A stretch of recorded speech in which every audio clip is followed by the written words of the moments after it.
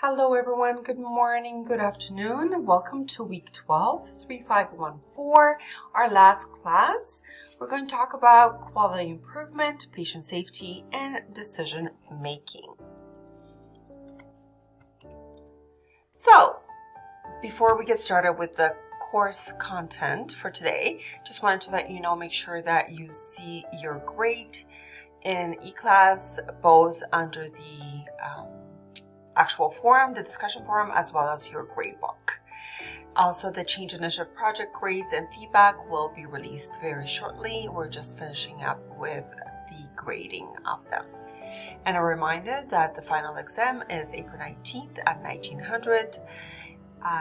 There's 120 minutes to write the exam, which is going to be 80 multiple choice questions, and it is located at TS Sobeys. Alright, so today what we're going to do is recognize the importance of quality management, monitoring, and clinical outcomes, identify factors related to patient safety and the initiatives around those, explore the big data innovative in the healthcare, and demonstrate the understanding of the implementing decision making. So how do we make those decisions? Okay. I'm also going to embed practice questions right into the presentation that you potentially will see on the final exam. And stay tuned till the end where I have tips what to study and focus on the exam. Okay, but first let's focus on the quality. So what is quality? So nurses always we're interested in quality and safety of the patients. This is going back to Nightingale. She studied the infection mortality rates and incorporated that into taking care of those soldiers, right? So she made those decisions based on the stats and data that she has noticed, okay, and improved the health of those soldiers. So quality improvement, it is a strong nursing leadership has been found in creating conditions for work engagement leading to that high safety and quality patient care. Program activities to improve the quality of healthcare are primary in the healthcare organization. So this is usually happen at big corporations such as a hospital. Quality improvement is in the process of structuring a series of steps designed to help that with that implementation plan, implement, change, and evaluate. Just kind of very similar to the change project that you guys were working on as well throughout the semester. Okay, so high quality health system. What does that look like? Why is this important? Well, it is because of safety, effectiveness, that really focus on that patient-centered service, timely fashion, efficiency, and equitable service as well to all.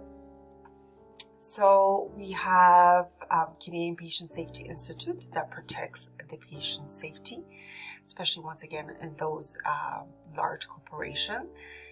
This was established in 2003 to meet the need of the national integrated strategies to improve that patient safety in Canadian healthcare system. Really, their mission is to inspire and advocate the culture commitment to sustain improvement for safer healthcare for all. And really, it explores tools and resources how to do that. So here's a website. In the notes section is the actual website that you can go into here and explore it further, that Canadian Patient Safety Institute. All right.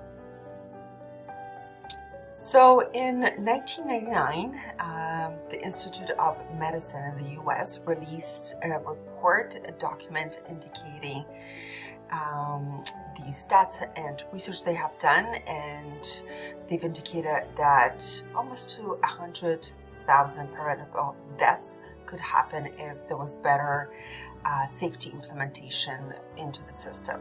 Okay, these included medical errors, failure to plan an action, wrong plan. This also included approximately 7.5 acute care hospitals admissions resulted in preventable adverse effects. And really, this document set forward the expectations for that patient safety. So, the World Health Organization in 2019 indicates that adverse events due to unsafe care are likely one of the 10 leading causes of death and disability worldwide.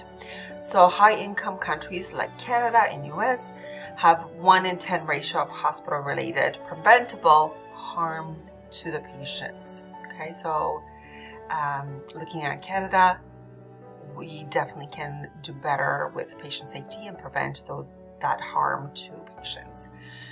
And globally, 4 out of 10 patients are harmed in the primary and even outpatient healthcare settings. So clinics, for example, with errors related to diagnoses, prescriptions, and the use of medications. Okay, and reducing patient harm can lead to financial savings. More importantly, better patient outcome. And really that is the goal, right? Better patient outcome and safer care. So improving patient safety examples that are listed here. So identify patients correctly, improve effective communication. As you know, there are different indicators implemented into the hospitals to prevent errors, such as, for example, giving medications. There's identifiers. I'm referring back to Cortolucci. They have scanners for the medication as well as for the patient to make sure that you are giving the right medication to the right patient. It really is ensuring the correct kind of a task, right? So that medication, for example, task is given to that patient and really reducing that patient harm. I give you an example for medications, but this could be also related to any surgeries they have, identification for afterwards. So for example, when they come out of anesthesia, identifying them as false risks. All of those are examples. Here is Vince's story. I recommend you watch this. It's about 10 minutes, as there is a question or two on the final exam, but I'll leave it to you to watch that. So patient safety incidents really is reaching the patient, which is the harmful incidences, no harm incidences, and near misses, right? So if you ever were involved in any even near misses or incident that happened at the workplace or maybe a clinical, the form you completed had the 3 choices, which was the harmful incident, no harm incident, or the near misses. All of those are very, very important.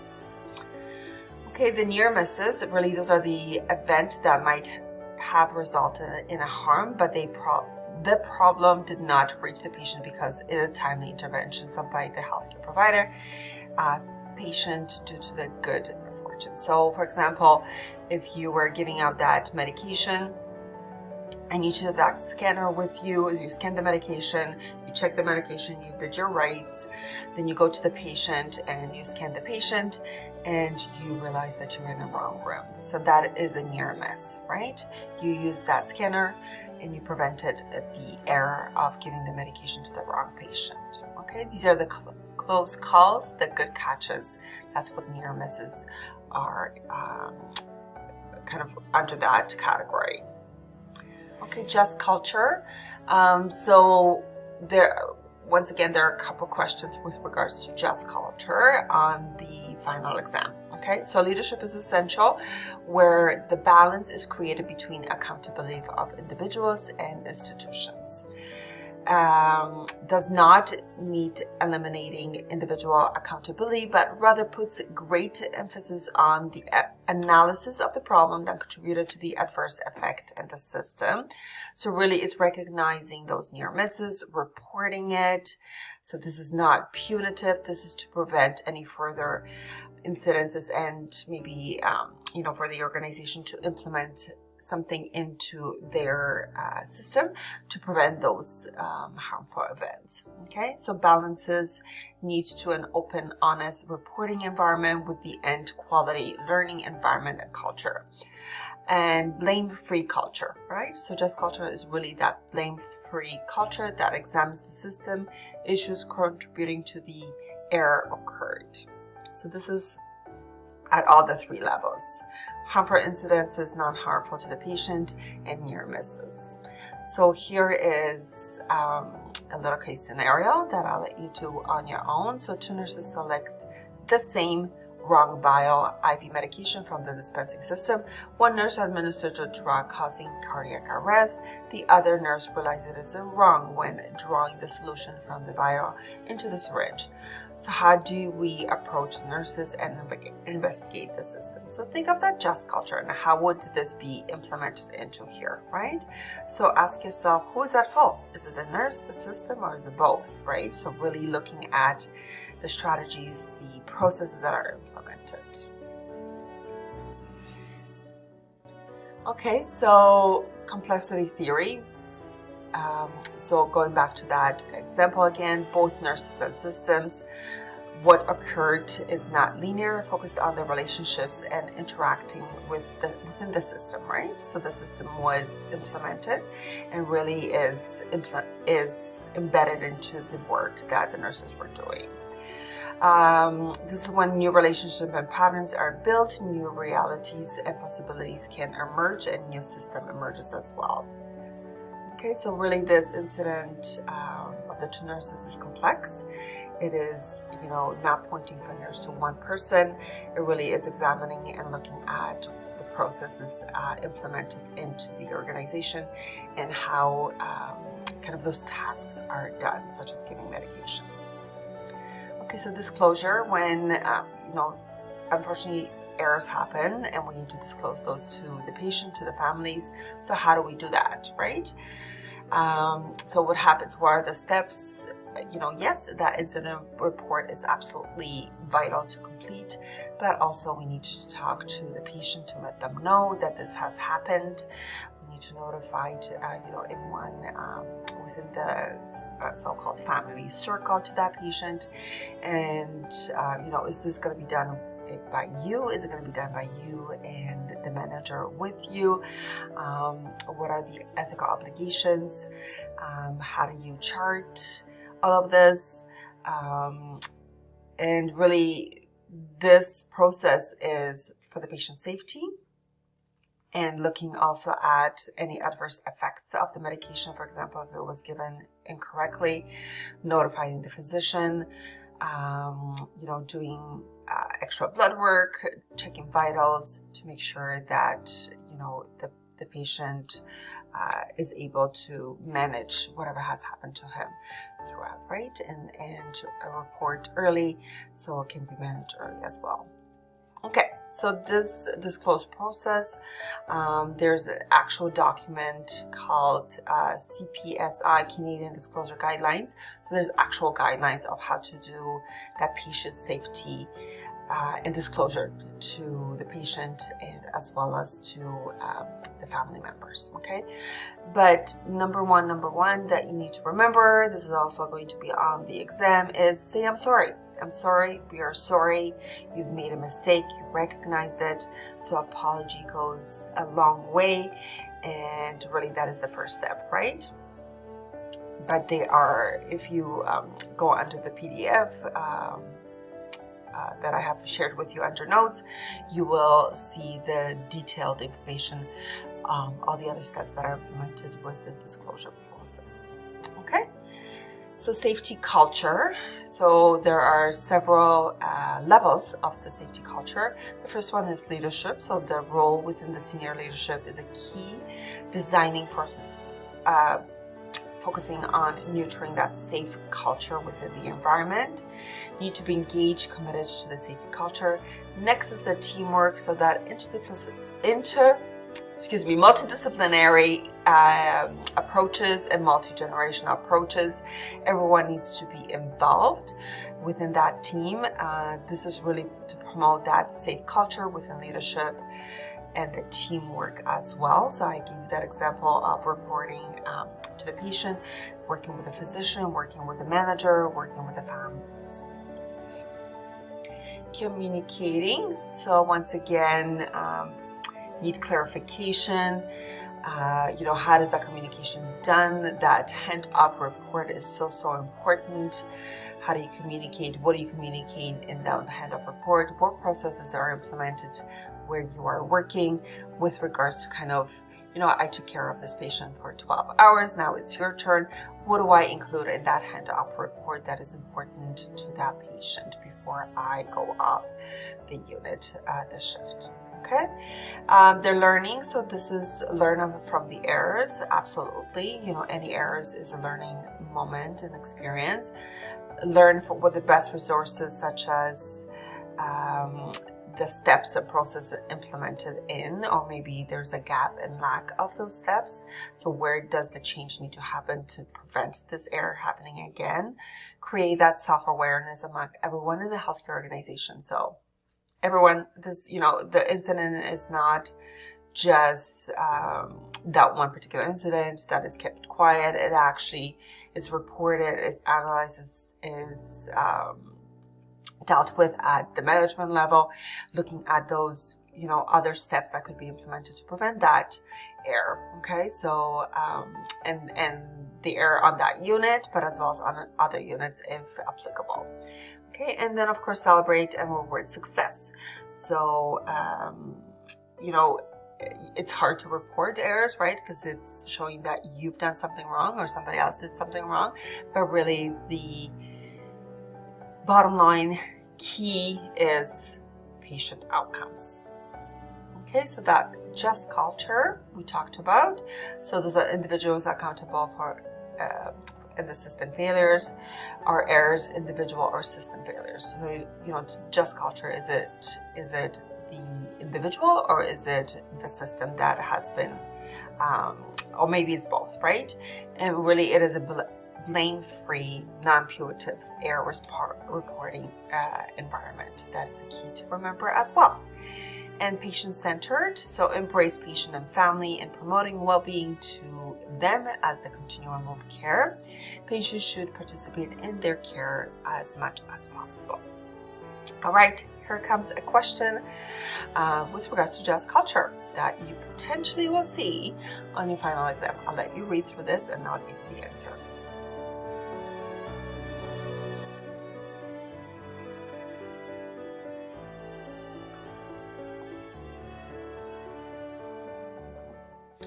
All right, remember I said it's individual in the system, so absolutely it's D as the answer for this one. So decision making and staff mix. So let's look at that now, moving on to the next portion of this lecture. So we have intra-professional teams, right? RNs, RPNs, PSWs. What does that mean? How do we work together? How do we divide the work? Who does what? And how do we coordinate that care for the best care for the patients? So ask yourself, based on your experience, maybe you were working as an extern, maybe you already work as an RPN, maybe you worked as a PSW, or maybe, you were placed as a student in that clinical setting. What do you think the difference is between RN, RPN, and PSW to provide that quality care to our patients? Okay, so I have this kind of a worksheet that I would have done during our class, but just to name a few, the RN is the same scope of practice as an RPN, but more acute, unpredictable patients. The RN is able to delegate to both RP and PSW. Okay, and the difference from RPN is really they have the same scope of practice as an RN, but have more stable and predictable patients. And if the patient becomes unpredictable with their conditions, they are to report to the RN and give that patient to them, or report it to the charge nurse on the floor, and that nurse will decide who will be taking care of that patient, which would be more of an RN scope. And also the other big difference is able to delegate to PSW, right? So they are able to delegate this way to PSW. They do not delegate their work to the RN. Okay, and here are some lists of indicators for the PSW to do. So these are unregulated professionals. They focus on that ADL, such as oral care, pericare, toileting, providing that compassionate care, spend more time with the patients, hopefully. And some agencies train PSW to do specific procedures as well, and that is agency-based. And this also goes for the RPNs that are sometimes the scope of practice is different where they might be. For example, working in a merge versus working on like a medical surgical floor. Okay. So legislations governing nursing is the Nursing Act in 1991 and Professional Health Practice Act in 1991. Okay, and we fall under the RHPA, and other professionals fall under there as well as chiropractors, dental hygienists, dentists, kinesiologists, massage therapists, midwives, occupational therapy, physiotherapy, podiatrist, psychotherapist, just to name a few. Okay, here comes a question. So you know this one because we just covered that. So it's absolutely a B, right? To remember this. You will see this on the exam. Okay, nurse's scope of practice statements. So the practice of nursing is promoting of health and assessment of providing care for and treatment of health conditions to support a preventative, therapeutic, palliative, and rehabilitation means in order to attain or maintain optimal function, and this is right from that Nursing Act in 1991. This includes both RN and RPN as they study from the same body. Hint, hint, wink, wink, nudge, you will see a question with regards to kind of the practice for RPNs versus RNs on the exam. Okay, controlled acts. So there are 14 controlled acts established by the RHPA. Controlled acts are considered to be potential harmful, and they cannot be performed by unqualified personnel or professionals. The regulated health professionals is also authority to perform a portion or all of the specific acts. And here's a list of them. I know there's lots on this PowerPoint slide, but right here, I just want to focus on what RNs and RPNs are able to do out of the 5 out of the 13 controlled acts, okay? So for example, beyond the external ear canal, beyond the opening of the urethra, and so on and so forth, okay? And here, a registered nurse or RPNs may perform procedures within the controlled act, authorized to nursing, and the order can be given by physician, dentist, chiropractor, midwife, and nurse practitioner. So they can give us orders to do a certain procedures as well. Okay, so registered practical nurse and RNs. Really, this is the care of wound beyond the dermis, mucous membrane, cleaning, soaking, and dressing, irrigation, probing, and packing. So once again, the scope of practice might vary a little bit for the RPNs depending where they are placed for their employment. So for example, I'm thinking in a community, they might have a higher scope of practice to do those dressings versus maybe in a hospital setting that they're limited, okay?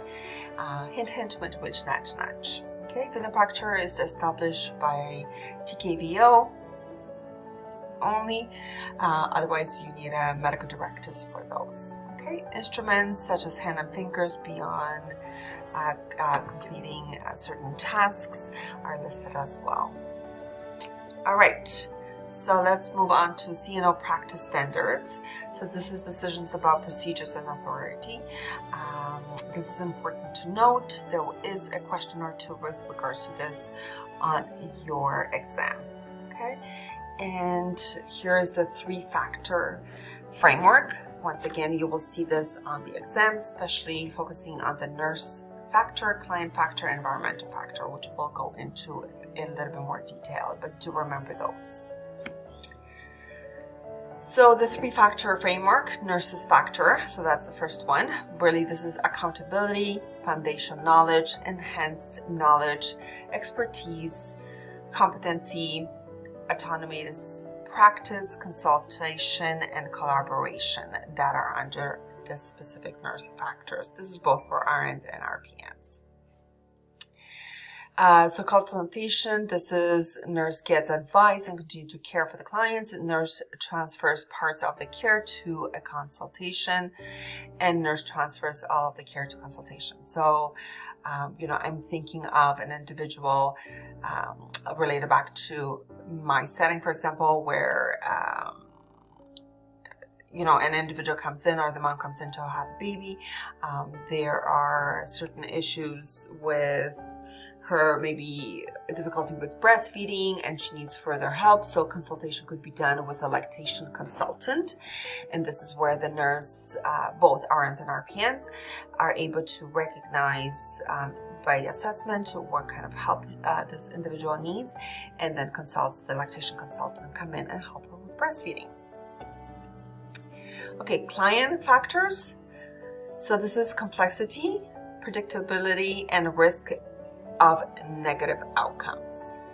Okay, and really less complex, more predictable, low risk for negative outcomes, increasing needs for RN consultation collaboration, and really moving to that high complex, unpredictable, high risk negative outcomes, which is that RN scope of practice from that RPN. Really, you can see the trends from the left to right with regards to kind of that less complex to that high complex patients and unpredictable patients.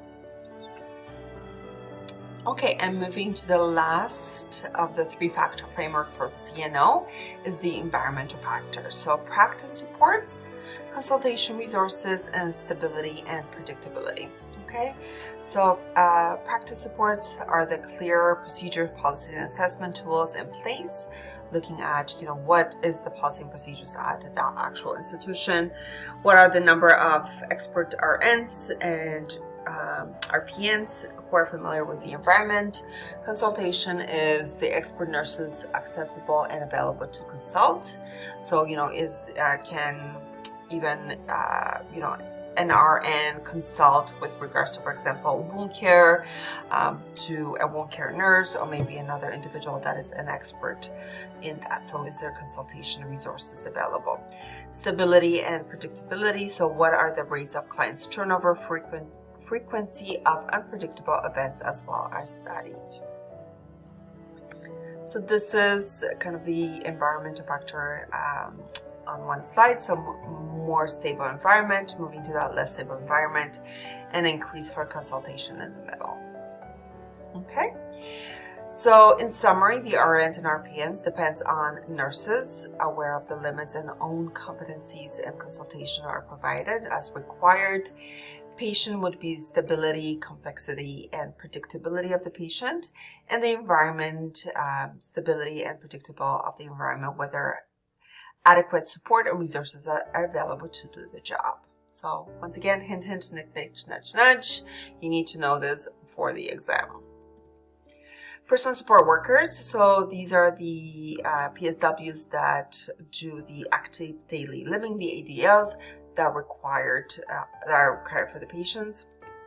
Can include home management as well. So if they work in a community, they can do shopping, cleaning, preparing food, personal care such as bathing, grooming, toileting, mobilization, and family responsibilities such as assisting the parent with the child care, and work, social, recreational activities, assisting the person to reach and attend such an activity. Okay, the education, so the credentials, they are unregulated healthcare professionals, but they do need to have training. A lot of times in the past, the training was done on the job, but now you're required some kind of a certificate, some kind of a training that is done by outside organization, institutions. This could be at a college, this could be at, I know the PSW certificates were also done in night schools, in high schools that are available. So there's many different institutions and kind of businesses that are opening now, as there's a need for PSWs both in the community as well as hospitals. There's some extra funding right now from the government to support the kind of training of individuals and placing them, so especially in the long-term cares. All right. So now let's move on to that decision making. So what making decisions need to consider. So how do we make decisions and what we need to consider? Well, being innovative, thinking outside the box, brainstorming, values. Are these consistent with the organizational values? Seeking out other ideas and options. And is it equity or equality? All right? Should everyone have the same? Or persons with who deserves is most, so depending on the situation, right? So think about those. And I'm reading this slide, but I'm really thinking about your change initiatives that you have implemented and did such a wonderful job. And how did you begin innovation and values, and hopefully you considered equity or equality as well. Okay, so when making the decisions, what is the process? How do you do that? So the process really should outline the making of the decisions and why, asking why are these, maybe policies are in place, and how do staff need to know the policies? What is the criteria for the decision, for example? It needs to be viewed as fair. It needs to be transparent and available for everyone to see. It needs to be communicated through different ways at the organizations, so everybody is kind of aware of the new policies. Sometimes these are embedded into the annual competencies that are need to be completed, especially if you're working at a hospital. You need to complete those, so any new policies would be embedded into learning that. Okay, so styles of decision making, you've got them listed here. So autocratic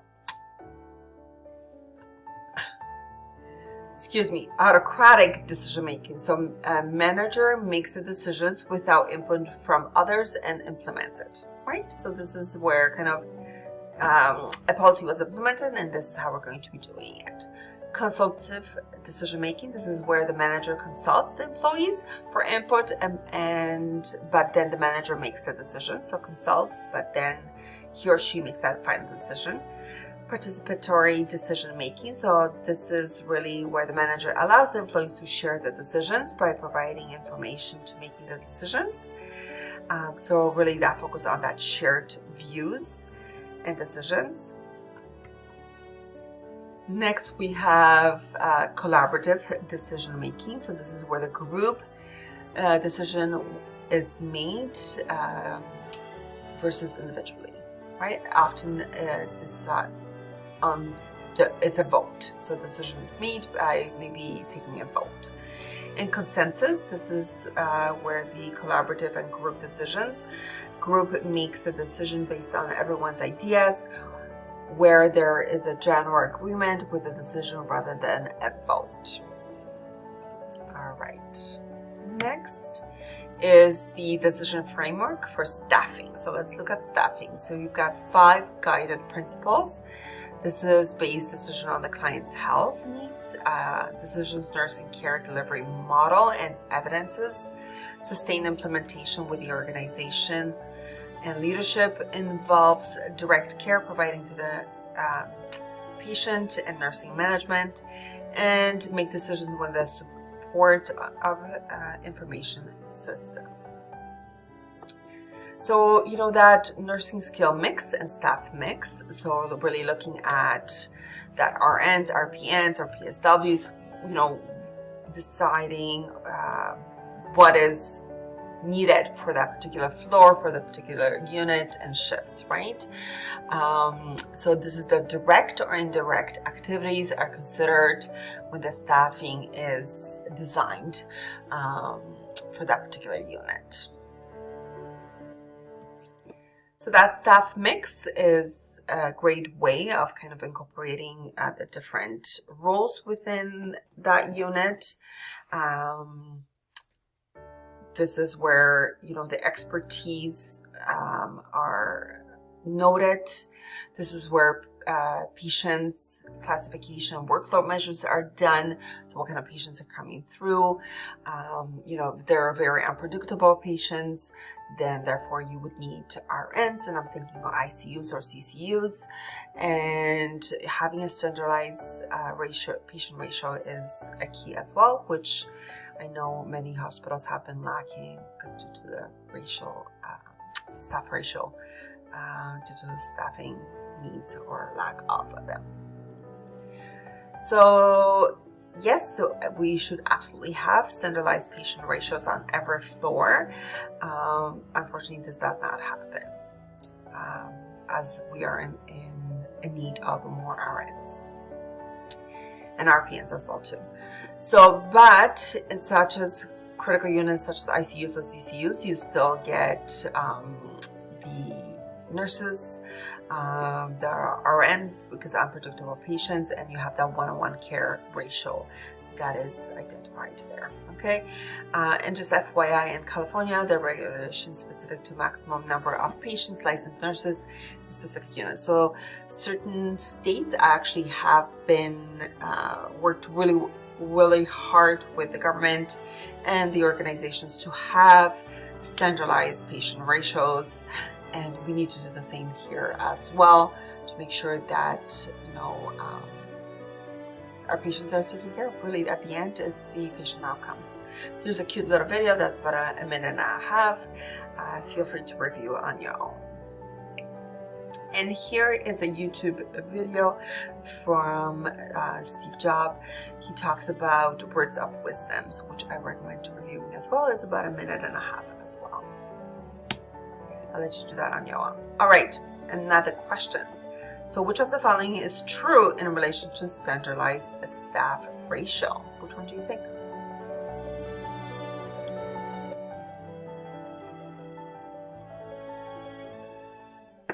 Right, we talked about improvement of patient outcomes and standardized ratios. So absolutely is C is the correct answer. All right, we are done. I will leave you with this quote. And thank you so much, everyone. It's been an honor teaching you this semester. Good luck on your exam. It is worth 50%, so study hard. And here is some tips. This is absolutely not inclusive what's going to be on the exam, just some tips that I'm sharing with you. I will leave this for you to explore further. Okay? Good luck with everything. And once again, thank you so much. And we'll be in touch. Thank you. Bye-bye.